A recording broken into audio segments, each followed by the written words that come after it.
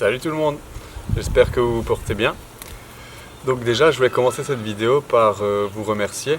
Donc comme vous le savez, j'ai eu quelques petites dégradations sur le terrain de la terre native. Donc merci pour tous vos petits messages de soutien, ça fait vraiment plaisir. Voilà, donc aujourd'hui pour cette vidéo, on va voir ensemble le repiquage des tomates. On avait vu comment je les avais semées sur la vidéo précédente. Aujourd'hui, on va voir comment on va les repiquer. On va voir, on va planter ensemble des cornichons et des courges. Et après, on va avoir un petit moment de détente nature dans le jardin. Je vous explique tout ça. Allez, c'est parti! Lors de ma dernière vidéo, on avait vu ensemble le semis de tomates. Donc on va voir le repiquage en godets individuels. Donc j'utilise du terreau que j'ai bien malaxé pour éliminer les mottes et je viens remplir mes pots à ras-bord sans tasser le terreau. On récupère la barquette de tomates qui ont bien grandi et qui ont entre 2 et 4 feuilles. A noter que les 2 premières feuilles ne sont en réalité pas de vraies feuilles. Elles s'appellent des cotylédons et qui proviennent de la graine et ne vont pas tarder à tomber. Là, j'utilise délicatement ma mini-pelle pour sortir mes plants de la barquette et casser la motte autour du système racinaire, avec doigté et délicatesse bien sûr. Et je vais poser mes plants en attente sur les godets.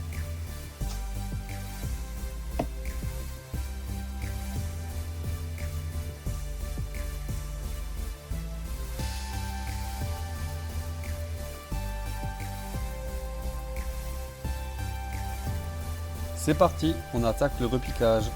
A l'aide de mon doigt, je vais enfoncer le système racinaire et une bonne partie de la tige dans le pot.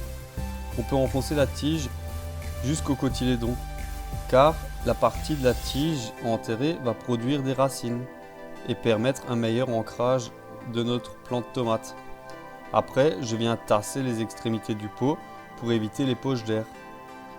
Et je finis par décompacter le pot pour permettre aux racines de s'épanouir dans de bonnes conditions.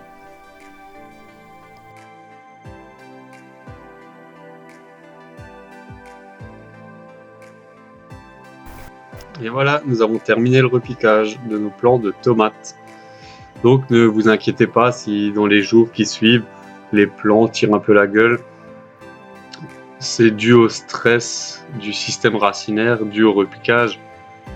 Et elles vont s'en remettre sans problème.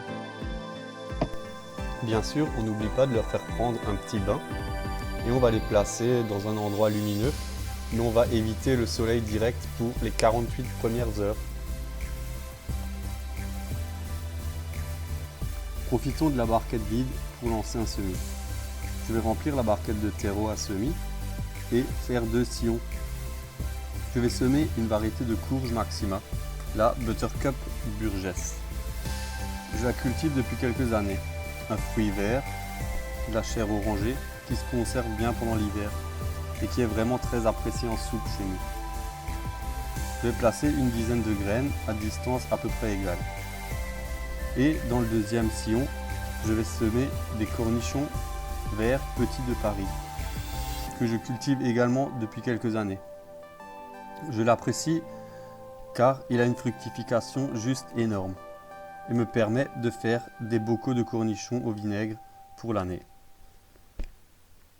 Et les oubliés qui grossissent un peu trop, je les déguste en salade. C'est exactement le même goût que le concombre.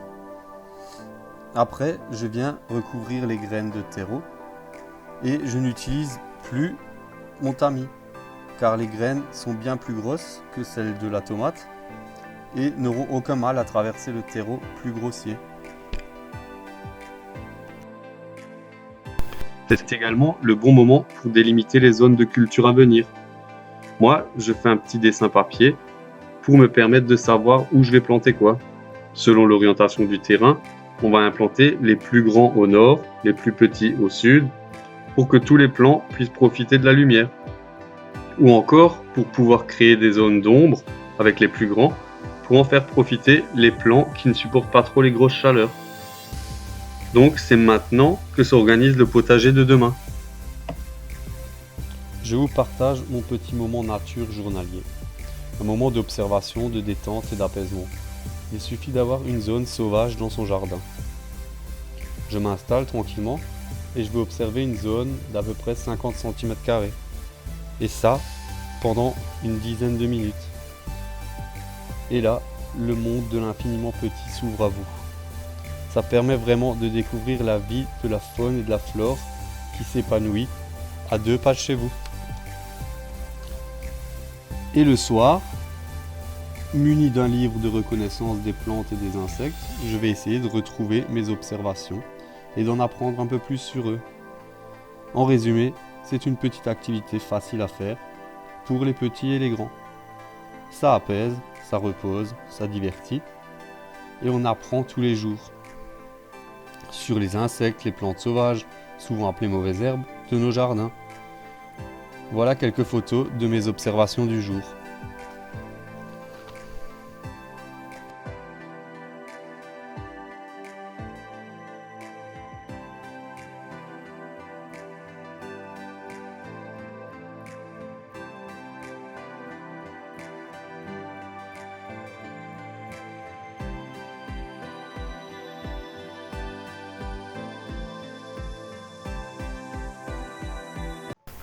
Pour le bien du confinement, restez chez vous. Allez, on arrive à la fin de cette vidéo. Je vous remercie d'avoir suivi cette vidéo jusqu'au bout. Et je vous dis à très bientôt. Allez, de gros bisous. Salut tout le monde. Merci.